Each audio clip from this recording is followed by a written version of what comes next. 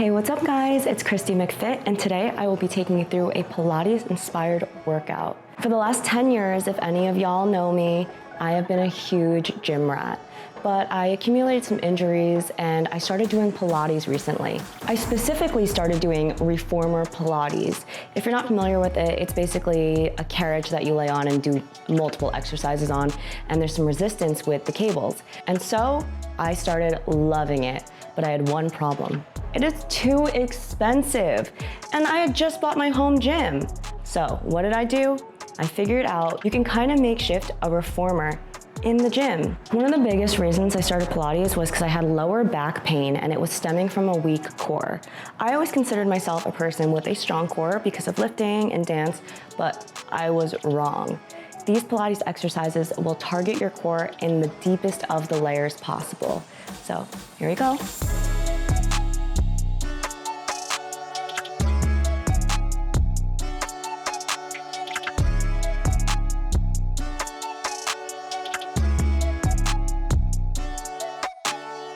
You're gonna set your bench up in the middle of your cable machine. You have each cable on either side of you, like you would the reformer. It's either at below or above you. It depends on how you wanna feel it out. It definitely takes some playing with and adjusting. I have my grippy socks, and now I'm gonna test out the height of the arms. You definitely have to play with this the first time, but once you get a handle on how you like your machine set up, then you'll always have it set up like this. Your bench should be in front of the machine to mimic the arms being behind you. And what I've already noticed is that it's too high and I need the bench more forward. I brought it more forward and I moved the handles down 2 notches. Let's see how this feels. This is feeling good. I personally have the weight at the lowest weight because it is a bit different. You do have to squeeze your pecs in more because it is wider out. It's not so narrow in like the ones in the reformers in the Pilates studios have. And the exercises are a bit heavier, I think, at the 5-pound cable weight than you would do in the studio. Exercise 1, we're gonna be laying flat on our back with our legs in a tabletop position. Tabletop in Pilates is where your legs are bent at a 90-degree angle and your hips are in line with your knees and your shins are parallel to the ground. And make sure your hips aren't back too close to you or too far apart. And you also make sure your core is engaged by squeezing your lower back to the machine, or in our case, the bench. You're gonna start by grabbing the handles at this level that I have it at here and pulling your hands up like this on your shoulder, up above your shoulders. And then you're gonna start by sweeping your arms down toward the carriage or toward the bench in our case. And do some sweeping movements and don't do anything else yet. I want you to get a feel of the movement itself. And while you're doing this movement, make sure you're pulling with your lats. Pull down with your lats and squeeze. One really helpful cue that an instructor gave me was to pull down with your lats and keep everything close to your body like you would in a normal straight arm pull down in the gym, but this time you're laying down on your back. And keep your arms straight, wrists in alignment, and sweep down. And once you're feeling comfortable with that, start crunching your upper body and chest up. One big mistake that I made when I first started Pilates was I was letting my stomach dome up. It's kind of when your belly is like protruding when you're doing a crunch. So the best way to go about this is connecting your breath to the movement. Breathing in on the way down and breathing out on the way up. The breath is the most important thing to focus on in Pilates because it really lets you get deep into those core muscles in your transverse abdominis. Another way to prevent your belly from doming is to suck your belly button to your spine and pull in with your abs. It's kind of hard, you have to play around with it. It's not an easy thing to remember. This is so important to remember throughout all the exercises you do in this because some people have complained that Pilates gave them a bulky stomach, but it's because they weren't squeezing their transverse abdominis, their deepest layer of their core. Anyway, back to the exercise. You're gonna do crunches up, sweeping arms down. Make sure there's no tension in your neck by elongating and keeping everything in neutral spine and lifting with your chest and shoulder blades rather than with your traps or your arms. Let your chest and your shoulder blades do all the work and your core. For this one, I'd like you to do 20 reps, and that's it. Again, don't forget breathing in and breathing out on the way up. Really don't be afraid to really push that breath out so that you can connect to your core. The next progression I want you to make is to shoot your legs up to a 45-degree angle. Or if you can go lower, but if your lower back starts to lift off, don't go there. Stop right before your lower back is lifting off the bench. You're gonna do the same sweeping movements, but as you come up, you lift your chest, your legs will also shoot out. And I want you to do another 20 reps here. Some key points I like to make in this exercise is to keep your legs straight and activated, as well as point your toes. It looks better that way. After your 20th rep, I want you to keep your head and chest up and pump your arms vigorously by your side. This is called Pilates hundreds. You're gonna breathe in for 5 seconds and breathe out for 5 seconds while you're pumping your arms. You're gonna do this for a total of 100 small reps. 1, 2, 3, 4, 5, breathe out, 1, 2, 3, 4, 5, breathe in, 1, 2, 3, 4, 5, breathe out, 1, 2, 3, 4, 5, breathe in, 1, 2, 3, 4, 5, breathe out, 1, 2, 3, 4, 5, and so on until you get 100 in total. It's a killer burner.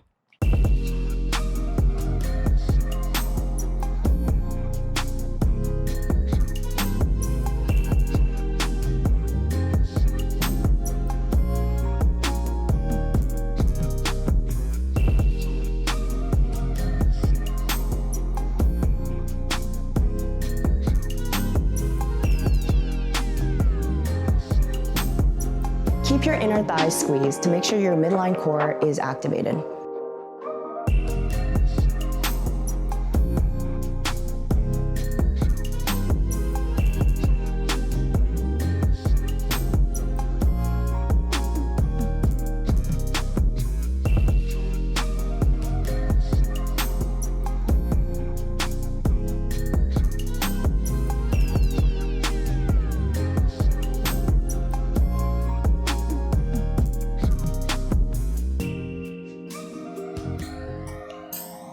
Now for the real workout. What, did you think that was a workout? No, that was just a warm up. It is your pre-activation exercises for your core, so it's stable and ready to go for the rest of it. We're gonna start with some upper body. There are a few ways you can start with this. You could start with your heels on your butt kneeling, or you could sit up, or the third option is to go up and down as we do the movement. It's up to you and your level of advancement. You're gonna take the cable in front of you and grab it with your hand, put it next to your hip, and you're gonna start by doing an upright row with your shoulder, and then you're gonna extend out with your tricep. Bring it back in and down. It's gonna look like you're drawing a sword, quite literally. Usually, the reformer is a moving surface, so it's a little less stable than a bench. But this works just as well. You might even be able to go heavier because you're not moving. And that's why you might also want to do the up and down for an added challenge. After you do 15 of these, you're going to place the cable up here on your hand, and you're going to squeeze it in and out. It's like you're hugging a beach ball. You want to keep the elbows bent, but not super bent where you're squeezing that beach ball. You want to keep the air in there, but slightly out, so you're holding a full beach ball or hugging a tree. And as your arms go out to what's called second position, you want to make sure you can still see your hands in your peripheral so it doesn't go too far back. And if you go not enough, then you didn't get the full stretch of your pecs. So keep bringing that in.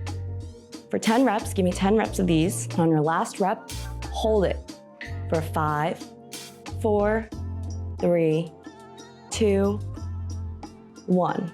Next, you're going to use both shoulders. This other hand doesn't have a weight in it, but we're using it for counterbalance. You're going to go up, up. Make sure your shoulders are down and back. Your lats are engaged so you're not pulling with your traps. You're gonna give me 10 reps here.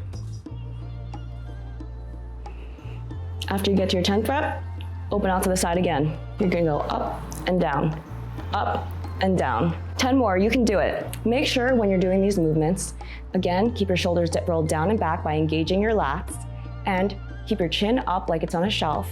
Make sure your chest is lifted like you're proud, and maintain your neutral spine by tucking in your pelvis, squeezing your glutes, and sucking in your belly button to spine, which does take practice as well. Next up, we're gonna do my favorite, glutes. You're gonna start on your hands and your knees on the bench.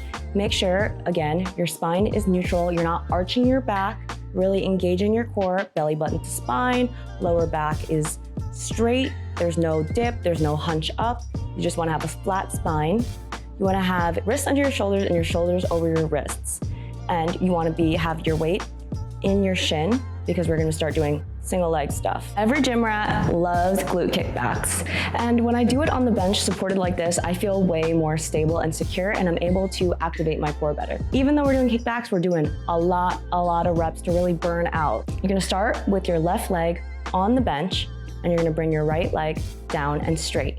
You're gonna sweep up with your glute, maintaining that neutral spine and your core activated. Do not use momentum and do not use your lower back to pull that leg up. Squeeze straight from the glutes. I don't care how high it gets. I just want you to move from your hip extension. Sweep up and squeeze. Give me 15 reps. Yes, 15 reps. And then on the 15th rep, you're gonna pulse up for 10, 9, 8, yep, keep going. 5, 4, 3, 2, 1. Okay. Next, we're gonna move on to our side and lay down on your side on your left glute. You're gonna position your body where your spine is straight again. Make sure everything is in alignment, your knees over each other, your hips stacked on top of each other, and then you're gonna bring your leg forward. If you need to move up and down on the bench to make sure you have tension on the cable, do that. Depending on your cable setup, you may need to just play around with this to get used to it. I know it took me a couple tries to figure this Pilates-inspired gym workout out. For these exercises, depending on what equipment you have, you can either keep the handles on and make sure you have your grippy socks, or you can use your ankle straps. When you get to your side, start by sweeping your leg forward. When you sweep your leg forward, imagine your leg sliding across a table, a flat surface, and don't let your hips roll forward, keep your neutral spine, and just isolate your glutes. You're gonna be doing 15 leg sweeps. On the way back, flex your foot, and on the way forward, point your foot. 15 of these. Don't forget to keep breathing through the movements. Breathe in on the more relaxing part of the movement, and then breathe out on the hardest part of the movement.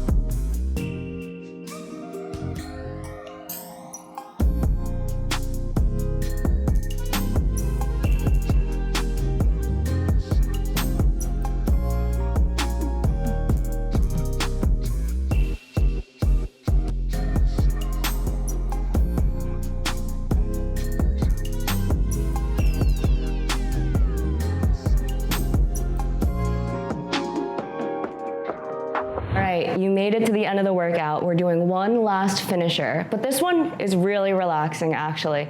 Cue the spa music. This is feet and straps. If you know, you know. This is usually how the end of class works. You put both your feet in the straps and you do some leg circles. It's really healing. It's nice in your hip joints, and you connect back to your breath and get ready to go back to real life. Like every exercise, make sure your lower back stays glued to the bench and keep your tailbone down. We don't want any injuries here.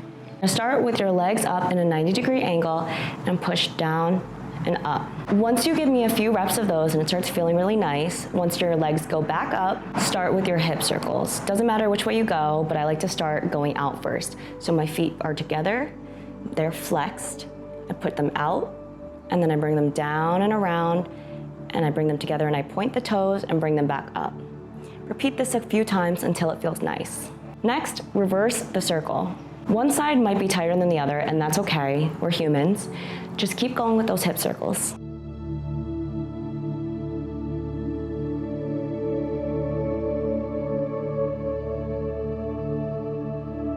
Next, bring your feet together, back together, up, and you can spread them apart for a wide middle split stretch, or you can bring it to a happy baby, both of which I'll demonstrate.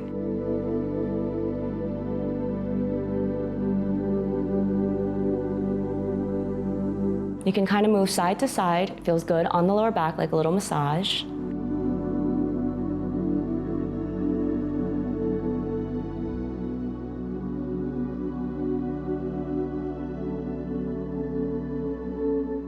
And bring your feet together to a frog position. You can either have them above you or down below, whichever feels good for you.